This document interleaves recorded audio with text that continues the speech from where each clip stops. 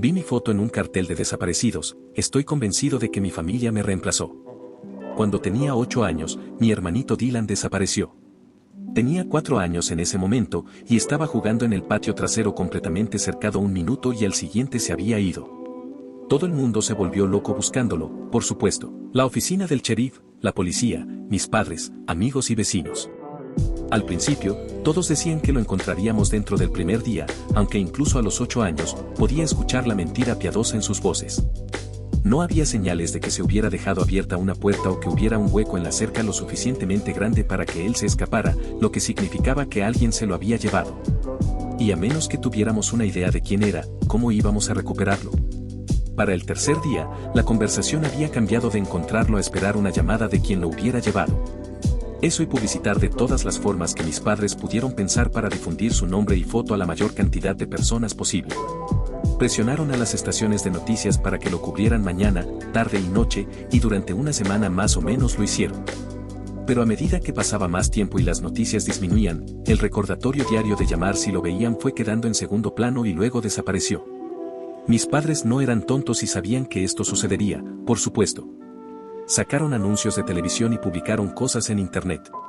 Aunque en aquel entonces la web no era tan grande y popular como lo es ahora, y los anuncios de televisión eran costosos.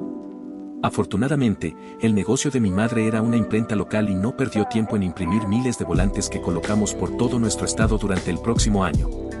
Esa era nuestra rutina todos los fines de semana y algunos días de la semana después del trabajo y la escuela, cargábamos los volantes y los colgábamos en nuevas áreas y reemplazábamos aquellos que el tiempo había consumido.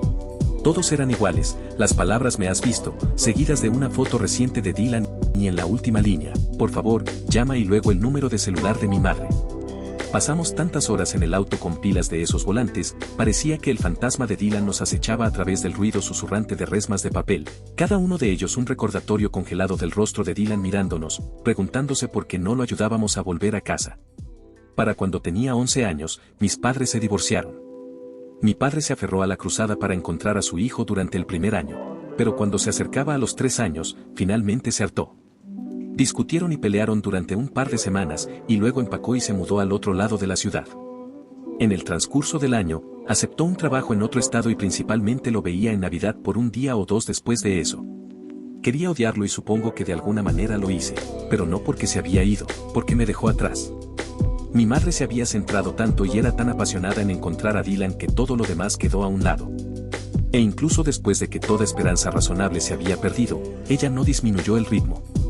Sé que desde afuera eso puede sonar como algo bueno, como si estuviera siendo una buena y dedicada madre que intentaba encontrar a su hijo. Pero era algo más que eso. No conocía la analogía en ese momento, pero mirando hacia atrás cuando crecí, lo comparé con un soldado que no puede sentirse cómodo en una vida sin guerra. Era como si necesitara que continuara, no solo buscándolo y colocando los volantes, sino siendo vista haciéndolo, hablando con la gente al respecto, obteniendo su simpatía y cumplidos y buenos deseos. La madre doliente y heroica se había convertido en toda su persona. Y con el tiempo, me di cuenta de que no sabía cómo dejarlo ir. Aún así, con el tiempo, lo dejó ir de su vida. La gente olvida las tragedias antiguas y son reemplazadas por nuevas. Recuerdo lo enojada que estaba mi madre cuando una niña pequeña desapareció en mi primer año de secundaria. Incluso cuando encontraron a la niña 2 días después, ella deambulaba por la casa, murmurando y de mal humor. Si le preguntabas, ella decía que era porque haría que la gente olvidara aún más a nuestro Dylan. Pero recuerdo sentirme incómodo cuando decía eso porque, bueno, también podía escuchar la mentira en su voz. Algo se sentía extraño, pero aún no me daba cuenta. A medida que fui creciendo, hice lo que pude para evitar su campaña continua. Todavía tenía que ayudar algunos fines de semana, pero en su mayor parte me aseguré de tener suficientes actividades extracurriculares para mantenerme fuera de su camino. Creo que ella realmente prefería eso, era más fácil aprovechar la simpatía de la gente y obtener atención cuando podía decirles a todos que no tenía a nadie que la ayudara a seguir buscando a su hijo desaparecido. Aún así, podía sentir que algo estaba por venir, como la presión que se acumula en la atmósfera antes de una tormenta. Algo iba a romperse pronto. Mi esperanza era que ella llegara al punto en que abandonara la búsqueda de Dylan y volviera a vivir su vida, tanto para ella como para mí.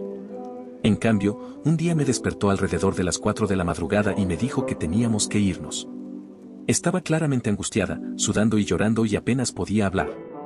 No sabía qué estaba pasando, pero descubrió algo sobre Dylan y algo le había sucedido a papá. ¿Qué era? Simplemente ignoró mis preguntas y me dijo que subiera al auto, que teníamos que irnos. Hice lo que me dijo. A esta altura, estaba completamente despierto y cada vez más aterrado cuando ella se puso al volante. Esperaba que saliera del camino de entrada y se alejara a toda velocidad, pero no lo hizo. En cambio, condujo lentamente y en silencio, ni siquiera encendió sus luces hasta que salimos del vecindario.